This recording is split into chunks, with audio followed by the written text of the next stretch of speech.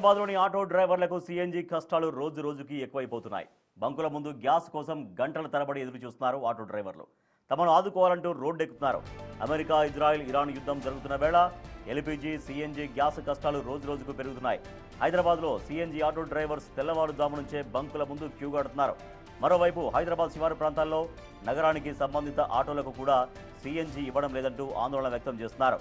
ఉదయం నుంచి సాయంత్రం వరకు బంకుల ముందు పడిగాపులు కాస్తుంటే మేము ఎలా బతకాలంటూ వాపోతున్నారు.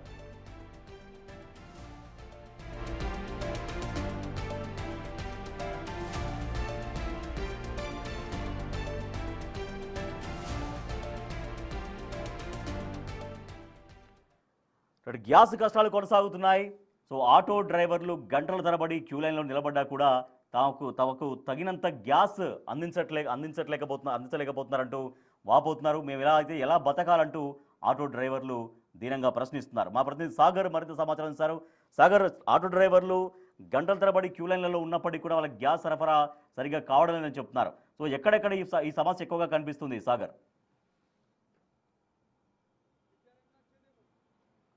యుద్ధం నేపథ్యంలో హైదరాబాద్లో గ్యాస్ కష్టాలు తప్పడం లేదు. మరోవైపు ఆటో డ్రైవర్లకు నిన్నటి నుంచి కూడా వాళ్ళు గత కొన్ని రోజులుగా ఆందోళన వ్యక్తం చేస్తున్నారు. గంట కాదు, 2 గంటలు కాదు, ఏకంగా రాత్రి నుంచి ఒక రోజంతా కూడా వాళ్ళు ఈ సిఎన్జి బంకుల చుట్టూ, ఎల్పీజీ బంకుల చుట్టూ గంటల తరబడి క్యూ లైన్లో వెయిట్ చేస్తున్న పరిస్థితి.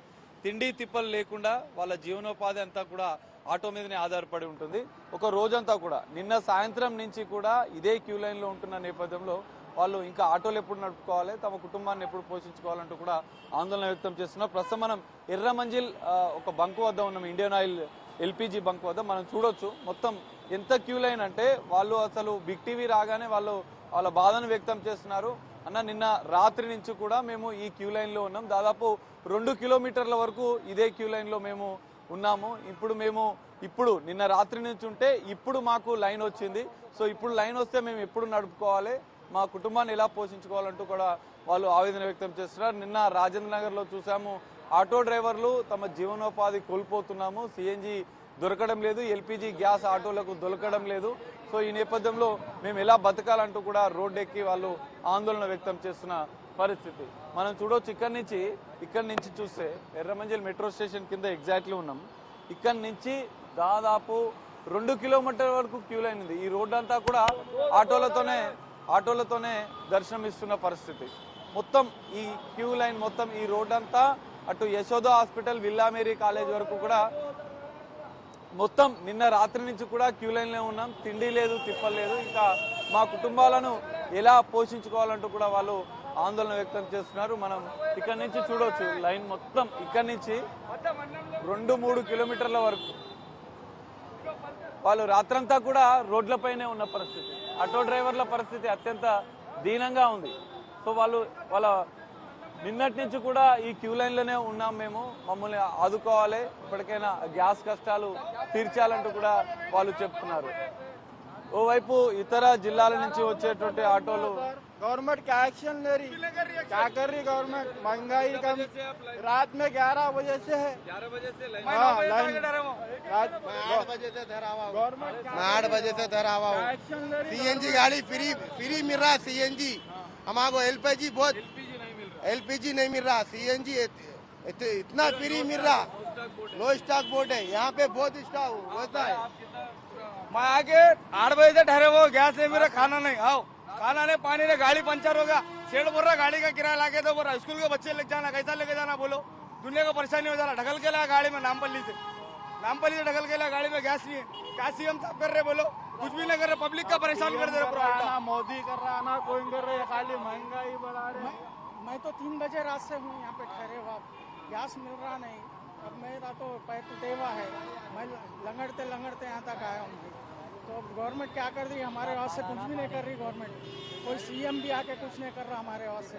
क्या करेंगे बोलो? गरीब जन ऐसी लाइन में ठहर के। देखिए साहब, असेंबली में था कि ऑटो वालों का हल कोई नहीं उठाए, ना तो कांग्रेस, ना टीआरएस है, ना एमआईएम। वोट के लिए सबके घरों पे आते, जब ऑटो वाला वोट नहीं डालता लोगों को, जब घर पे नमस्ते ना बोल के आते, वोट दो बोल के।